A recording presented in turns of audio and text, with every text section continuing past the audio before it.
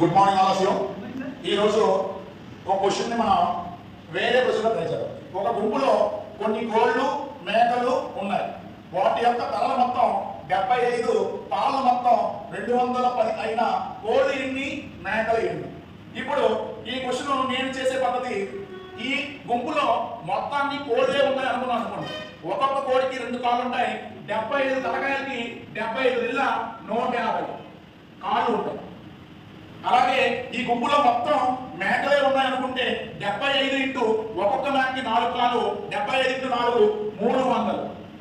మరి నేను అనుకున్న 150 కాదు, నేను అనుకున్న 300 కాదు, ఆ గుంపులో 210 కాళ్ళే ఉన్నాయి. మరి 300కి 210కి డిఫరెన్స్ 90, 210కి 150కి డిఫరెన్స్ 60. వీటి రేషియో 3:2. మరి కోళ్ళు మేకల యొక్క రేషియో 3:2. మొత్తం 75, 5 పార్ట్స్, అందులో ఒక పార్ట్స్ 15, 15 మూళ్ళ 45, 15 ఇళ్ళ 30, అంటే 45 కోళ్ళు, 30 మేకలు. ఓకేనా? ఏ క్వశ్చన్ అయినా లాజిక్ లో చేయాలి. లాజిక్ ఉంటే ఎటువంటి క్వశ్చన్ అయినా సింపుల్ గా చేయొచ్చు. ఈ మేకలన్నీ ఒక క్వశ్చన్ అయినప్పుడు మనం అందరం చేసే పద్ధతి ఇదండి.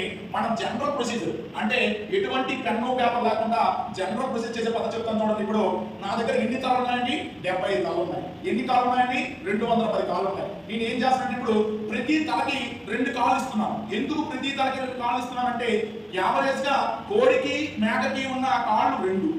అంటే మేకకి 2 కంటే ఎక్కువ ఉంటాయి, కానీ కోడితో సమానంగా చూసుకుంటే మేక కూడా 2 కాళ్ళు ఉంటాయి. కాబట్టి ప్రతి తలకాయ దగ్గర నేను 2 కాళ్ళు ఉంచుకుంటూ వెళ్తాను. మరి 70 తలకాయలకి ఎన్ని కాళ్ళు ఇస్తాను?